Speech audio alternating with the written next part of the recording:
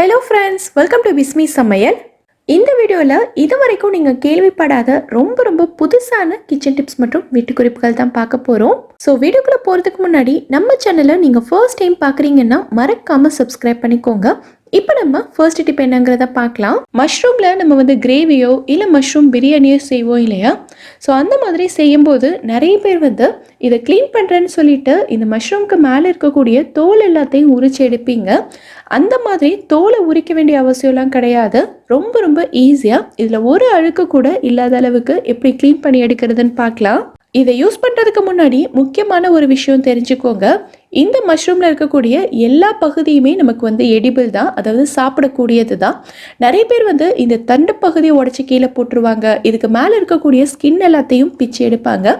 அந்த மாதிரியெல்லாம் நம்ம செய்ய வேண்டியது இல்லை. எல்லாத்தையுமே நம்ம வந்து சமையலுக்கு யூஸ் பண்ணிக்கலாம். முக்கியமான விஷயம் என்னென்னா, மஷ்ரூமில் இந்த தண்டுக்கு மேலே இருக்கக்கூடிய பகுதி வந்து கருப்பாக இல்லாத மாதிரி பார்த்துக்கோங்க.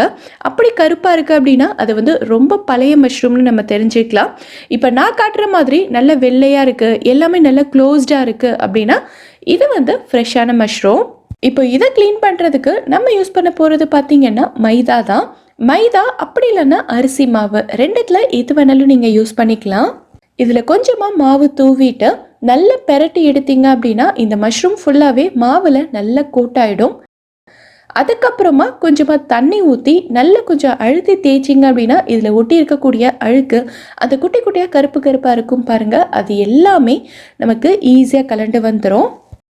ஒரு 2-3 தடவை தண்ணி ஊற்றி நல்லா அலசி எடுத்துட்டிங்க அப்படின்னா மஷ்ரூம் வந்து நல்லா பளிச்சுன்னு கொஞ்சம் கூட அழுக்கு இல்லாமல் நல்லா க்ளீனாக வந்துடும். அவ்வளோதான், வேலை முடிஞ்சிருச்சு.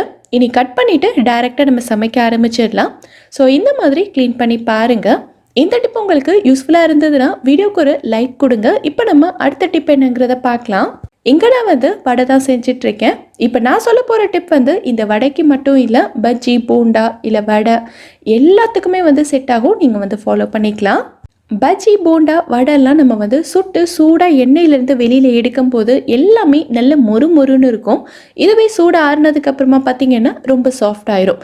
ஸோ அந்த மாதிரி இல்லாமல் எவ்வளோ நேரம் ஆனாலும் நல்ல மொறுன்னு இருக்கிறதுக்கு இப்போ நான் சொல்கிற ஒரே ஒரு பொருளை மட்டும் சேர்த்து பாருங்கள். இங்கே நான் வந்து கீரை வடை தான் செஞ்சிட்ருக்கேன். எப்போவுமே என்னென்ன பொருளெல்லாம் சேர்ப்போமோ எல்லாத்தையும் சேர்த்து முடிச்சுட்டு கடைசியாக ஒரே ஒரு டேபிள் ஸ்பூன் அளவுக்கு நல்ல சூடான எண்ணெய் சேர்த்துருக்கேன். நம்ம இதை போட்டு ஃப்ரை பண்ணுறதுக்காக எண்ணெய் காய வச்சிட்ருப்போம் இல்லையா, அதிலிருந்து ஒரே ஒரு டேபிள் ஸ்பூன் மட்டும் எடுத்து இந்த மாவில் சேர்த்துட்டு பிசைஞ்சு விட்டுறலாம். இந்த மாதிரி கொஞ்சமாக நம்ம வந்து சூடான எண்ணெய் சேர்த்து பிசையும் போது இது வந்து நம்ம ரெசிபிக்கு நல்ல ஒரு மொறுமொறுப்பு தன்மை கொடுக்கும். அதே மாதிரி சூடு ஆறி எவ்வளோ நேரம் ஆனாலும் இந்த மொறுமொறுப்பு தன்மை வந்து அப்படியே இருக்கும். நம்ம ரெசிபி அதிகமாக எண்ணெயை குடிக்காமலும் இருக்கும். இதை வந்து நீங்கள் பக்கோடா, போண்டா இந்த மாதிரி எல்லா ரெசிபிக்குமே ஃபாலோ பண்ணிக்கலாம். இது சூப்பராக ஒர்க் அவுட் ஆகும். ஸோ கண்டிப்பாக ட்ரை பண்ணி பாருங்கள். இப்போ நம்ம அடுத்த டிப் என்னங்கிறத பார்க்கலாம். இந்த மாதிரி கீரையெல்லாம் வாங்கணும் அப்படின்னா அது வந்து நல்லா ஃப்ரெஷ்ஷாக இருக்கும் போதே உடனேவே நம்ம வந்து சமைச்சு சாப்பிட்றணும். ஆனால் நிறைய பேருக்கு வந்து அடிக்கடி கீரையெல்லாம் கிடைக்காது இல்லையா? ஸோ அவங்களுக்கு வந்து இப்போ நான் சொல்கிற டிப் வந்து யூஸ்ஃபுல்லாக இருக்கும். இப்போ இந்த கீரை வந்து ஒரு 4-5 நாள் வரைக்கும் கொஞ்சம் கூட வாடி போகாமல் இப்போ இருக்கிற மாதிரி நல்லா ஃப்ரெஷ்ஷாக எப்படி ஸ்டோர் பண்ணி வைக்கிறதுன்னு பார்க்கலாம். இதுக்கு நம்ம யூஸ் பண்ண போகிறது பார்த்திங்கன்னா சாதாரண பேப்பர் தான். நியூஸ் பேப்பரெல்லாம் இருக்கும்ல, அது வந்து நீங்கள் யூஸ் பண்ணிக்கலாம். என்கிட்ட நியூஸ் பேப்பர் இல்லைன்றதுக்காக நான் இந்த மாதிரி எடுத்திருக்கேன். இதில் நம்ம வந்து கீரையை வச்சுட்டு ஃபுல்லாகவே நல்லா சுற்றி விட்டுறலாம்.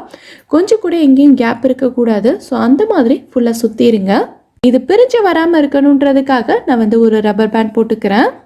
இப்போ இதை வந்து நம்ம அப்படியே எடுத்து ஃப்ரிட்ஜில் வச்சிட்டோம்னா இன்னும் ஒரு 2-3 நாள் வரைக்கும் நம்ம வச்ச மாதிரி நல்ல பசுமையாக இருக்கும். இதிலிருந்து ஒரு இலை கூட உங்களுக்கு உதிராது. நம்ம எப்படி வைக்கிறோமோ அதே மாதிரி இருக்கும். ஒரு 3 நாளைக்கு அப்புறமா நான் இதை எடுத்து காட்டுறேன் பாருங்கள். இது பார்க்கும்போதே உங்களுக்கு தெரியும் எவ்வளோ ஃப்ரெஷ்ஷாக இருக்குன்னு. இதில் இருக்கக்கூடிய இலை வந்து ஒன்று கூட கொட்டவே இல்லை பாருங்கள். நம்ம வச்ச மாதிரி நல்ல ஃப்ரெஷ்ஷாக இருக்குது. நான் வந்து 3 நாளில் எடுத்துட்டேன். இல்லை உங்களுக்கு இன்னும் ஒரு 4-5 நாள் வரைக்கும் வைக்கணும் அப்படின்னு நினச்சிங்கன்னா இப்போ நம்ம சுற்றின மாதிரி நல்ல பேப்பரில் சுற்றிட்டு இதை வந்து நல்ல ஒரு காற்று போகாத டப்பாலையோ இல்லை ஒரு ஜிப்லாக் கவர்லையோ போட்டு நீங்கள் வந்து ஃப்ரிட்ஜில் வச்சுக்கலாம். ஸோ அப்படி நம்ம வைக்கும்போதும் நல்ல ஃப்ரெஷ்ஷாக இருக்கும். முருங்கைக்கீரைன்னு மட்டும் இல்லை, எந்த வகையான கீரையாக இருந்தாலும் சரி, பேப்பரில் சுற்றி வைக்கும்போது அதுலேருந்து ஏதாவது தண்ணி வந்தாலும் அந்த பேப்பர் வந்து ஃபுல்லாக அப்சர்வ் பண்ணிக்கும். ஸோ கீரை வந்து கொஞ்சம் கூட ஈரப்பதம் ஆகாமல் சொத சொதன்னு ஆகாமல் நல்லா ஃப்ரெஷ்ஷாகவே மெயின்டைன் பண்ணிக்கலாம். ட்ரை பண்ணி பாருங்கள். இப்போ நம்ம அடுத்த டிப் என்னங்கிறத பார்க்கலாம். அடுத்தது பார்த்தீங்கன்னா எல்லாருமே கண்டிப்பாக தெரிஞ்சுக்க வேண்டிய ஒரு முக்கியமான விஷயம்தான். நிறைய பேருக்கு கண்டிப்பாக தெரிஞ்சிருக்கும், பட் தெரியாதவங்களுக்கு யூஸ்ஃபுல்லாக இருக்கும். இங்கே நான் வந்து உப்பு தான் எடுத்திருக்கேன். நான் நிறைய பேர் பார்த்துருக்கேன், இந்த உப்பு கொட்டி வைக்கிறதுக்கு பிளாஸ்டிக் டப்பாவே யூஸ் பண்ணுவாங்க. அதே மாதிரி அதில் பிளாஸ்டிக் ஸ்பூனையும் போட்டு வச்சுருப்பாங்க. பிளாஸ்டிக் டப்பாவோ இல்லை ஸ்டெயின்லெஸ் ஸ்டீல் டப்பாவோ உப்பு கொட்டி வைக்கிறதுக்கு கண்டிப்பாக யூஸ் பண்ணக்கூடாது. இந்த மாதிரி கண்ணாடி பாட்டில், அப்படி இல்லைன்னா செராமிக், அதாவது பீங்கான்னு சொல்லுவாங்கல்ல, அந்த மாதிரி பொருட்கள் நம்ம வந்து யூஸ் பண்ணிக்கலாம். இந்த ஸ்பூனை பாருங்க, இதை வந்து நான் கவனிக்காம உப்பு டப்பாலேயே போட்டு வச்சுட்டேன். ஒரு 10 நாள் தான் இருக்கும். அதுக்கப்புறமா இந்த ஸ்பூனை எடுத்து பார்க்கும்போது இதில் லைட்டாக விரிசல் விழுந்திருக்கு பாருங்க. ஒரு 10 நாளையிலே இந்த அளவுக்கு விரிசல் விட ஆரம்பிச்சிருச்சு ஸ்டெயின்லெஸ் ஸ்டீல்லையே. ஸோ ஸ்டெயின்லெஸ் ஸ்டீலோ இல்லை பிளாஸ்டிக்கோ யூஸ் பண்ணாமல் கண்ணாடி பாட்டில் அப்படி இல்லைன்னா பீங்கான் யூஸ் பண்ணிக்கிறது தான் ரொம்ப நல்லது. அதே மாதிரி இதில் யூஸ் பண்ணக்கூடிய ஸ்பூனையுமே இந்த மாதிரி மரக்கரண்டியாக யூஸ் பண்ணிக்கலாம். இதனால நமக்கு இன்னொரு பெனிஃபிட்டுமே இருக்குது. என்ன அப்படின்னா, உப்பில் வந்து கொஞ்சம் நாள் ஆனதுக்கப்புறமா ஃபுல்லாக தண்ணி விடும் இல்லையா? ஸோ அந்த மாதிரி தண்ணி விடும்போது மரக்கரண்டி வந்து அந்த ஈரம் எல்லாத்தையுமே ஃபுல்லாக அப்சர்வ் பண்ணிவிட்டு நம்ம உப்பை வந்து நல்ல உதிரி உதிரியாகவே வச்சுக்கோம். இந்த கண்ணாடி பாட்டில்லாம் நம்ம வந்து கடையில் காசு கொடுத்து வாங்கணுங்கிற அவசியம் கிடையாது. காஃபி பாட்டில் இல்லை ஜாம் பாட்டில்லாம் வரும்ல, அதையும் நம்ம வந்து ரீயூஸ் பண்ணிக்கலாம். ஸோ தெரியாதவங்களுக்கு இப்போ நான் சொன்னது யூஸ்ஃபுல்லாக இருந்திருக்கும்னு நினைக்கிறேன். கண்டிப்பாக ஃபாலோ பண்ணிக்கோங்க. அடுத்ததாக பார்த்தீங்கன்னா ரொம்ப ரொம்ப டேஸ்டியான ஒரு 5 நிமிஷத்தில் ரெடி பண்ணக்கூடிய ப்ரான் பெப்பர் ஃப்ரை தான் பார்க்க போகிறோம். இது வந்து சாதம், சப்பாத்தி, ரொட்டி கூடலாம் வச்சு சாப்பிட்றதுக்கு அவ்வளோ சூப்பராக இருக்கும்.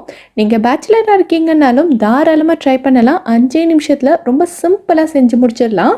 ஃபர்ஸ்ட் இதுக்கு வந்து நம்ம ஒரு மசாலா ரெடி பண்ணிக்கலாம். ஒரு பேனில் ஒரே ஒரு டீஸ்பூன் அளவுக்கு எண்ணெய் சேர்த்துருக்கேன். இது கூடவே நான் வந்து பாதி வெங்காயத்தை கட் பண்ணி சேர்த்துருக்கேன். இதுக்கு பதிலாக நீங்கள் வந்து ஒரு 4-5 சின்ன வெங்காயம் கூட சேர்த்துக்கலாம். டேஸ்ட் வந்து இன்னுமே சூப்பராக இருக்கும். அடுத்ததாக பார்த்தீங்கன்னா 3 காஷ்மீரி மிளகாய் சேர்த்துருக்கேன். இது வந்து காரம் அவ்வளோவா இருக்காது, ஆனால் கலர் வந்து சூப்பராக வரும். இது உங்ககிட்ட இல்லை அப்படின்னா இதுக்கு பதிலாக நீங்கள் வந்து சாதாரண மிளகாயை சேர்த்துக்கலாம். அடுத்ததாக ஒரு 1/2 டீஸ்பூன் அளவுக்கு சோம்பு சேர்த்துருக்கேன். கூடவே 1/2 டீஸ்பூன் சீரகம். அடுத்ததாக நான் வந்து மிளகு சேர்க்க போகிறேன். ஒரு 2 டீஸ்பூன் அளவுக்கு மிளகு சேர்த்துருக்கேன். உங்களுக்கு காரம் அதிகமாக வேண்டாம்னு நினச்சிங்கன்னா இந்த பெப்பரோட அளவை நீங்கள் வந்து கம்மி பண்ணிக்கலாம். கூடவே ஒரு டீஸ்பூன் அளவுக்கு முழு மல்லி சேர்த்துட்டு கடைசியாக இது கூட கொஞ்சமாக கருவேப்பிலை. இப்போ இது எல்லாத்தையும் நல்லா வறுத்து எடுத்துக்கலாம். ஸ்டவ்வை வந்து மீடியம் ஃப்ளேமில் வச்சு நல்லா வாசனை வர வரைக்கும் வறுத்து எடுத்துக்கலாம். இந்த ஸ்டேஜில் ஸ்டவ் ஆஃப் பண்ணிவிட்டு நல்லா ஆற விட்டுருங்க. ஆறினதுக்கப்புறமா ஒரு மிக்சி ஜாரில் சேர்த்துட்டு கூடவே தேவையான அளவுக்கு தண்ணியும் சேர்த்து நல்லா ஃபைன் பேஸ்ட்டாக அரைச்சி எடுத்துக்கலாம். ஸோ பார்த்தீங்கன்னா இந்த மாதிரி தான் இருக்கும். இப்போ நம்மளோட மசாலா ரெடி ஆயிருச்சு. இங்கே வந்து நான் ஒரு 800 கிராம் அளவுக்கு ப்ரான்ஸ் எடுத்திருக்கேன். இப்போ இதில் நம்ம வந்து கொஞ்சமாக மஞ்சள் தூள், 1 டீஸ்பூன் அளவுக்கு இஞ்சி பூண்டு விழுது, இது கூடவே நான் வந்து 1/4 டீஸ்பூனை விட கம்மியாக மிளகாய் தூள் சேர்த்துருக்கேன். ஏன்னா முன்னாடி நம்ம வந்து காஷ்மீரி மிளகாய் தூள், பெப்பர் எல்லாம் சேர்த்துருக்கோம். ஸோ இப்போ வந்து உங்களுக்கு காரம் தேவைன்னா மட்டும் இது சேர்த்துக்கங்க, இல்லைன்னா ஸ்கிப் பண்ணிக்கலாம். இப்போ நம்ம அரைச்சி வச்சிருக்க மசாலா எல்லாத்தையும் இதில் சேர்த்துட்டு கூடவே தேவையான அளவுக்கு உப்பும் சேர்த்து நல்லா மிக்ஸ் பண்ணி விட்டுருங்க. இந்த அளவுக்கு நல்லா மிக்ஸ் பண்ணி விட்டுட்டு இதை வந்து ஒரு 1/2 மணி நேரத்துக்கு நம்ம ஊற வச்சிடலாம். 30 நிமிஷம் நல்லா ஊறும் போது இதில் நம்ம சேர்த்துருக்க மசாலா, உப்பு, காரம் எல்லாமே இந்த ப்ரான்ஸில் ஏறி சாப்பிடும்போது அவ்வளோ டேஸ்ட்டாக இருக்கும். ஒரு 1/2 மணி நேரம் நல்லா ஊற விட்டதுக்கு அப்புறமா ஒரு பேனில் நான் வந்து 2 டேபிள் ஸ்பூன் அளவுக்கு எண்ணெய் சேர்த்துருக்கேன். இது கூடவே ஒரு பெரிய வெங்காயத்தை பொடியாக கட் பண்ணி சேர்த்துருக்கேன். வெங்காயம் வந்து ரொம்ப வதங்கணுங்கிற அவசியம்லாம் கிடையாது. லைட்டாக 1 நிமிஷத்துக்கு மட்டும் வதக்குனா போதும். இது வந்து கண்ணாடி பதம் வந்ததுக்கு அப்புறமா நம்ம மசாலாவோட சேர்த்து நல்லா ஊற வச்சுருக்கோம்ல, அந்த எறாவை சேர்த்துட்டு நல்லா மிக்ஸ் பண்ணி விட்டுறலாம். இது கூட நம்ம தண்ணி எதுவுமே சேர்க்கக்கூடாது. பொதுவாகவே எறாவை சமைக்கும் போது அதிலிருந்து தண்ணி வெளியில் வரும். அந்த தண்ணியே போதும் இது குக் ஆகிறதுக்கு. எக்ஸ்ட்ராவாக நம்ம எதுவும் சேர்க்க வேண்டியதில்லை. நல்லா கலந்து விட்டுட்டு இதை ஒரு மூடி போட்டு மூடி ஸ்டவ்வை வந்து மீடியம் ஃப்ளேமில் வச்சு ஒரு 2 நிமிஷத்துக்கு அப்படியே விட்டுருங்க. ஒரு 2 நிமிஷத்துக்கு அப்புறமா பாருங்க, இந்த இறால இருந்து எவ்வளோ தண்ணி வெளியில வந்திருக்குன்னு.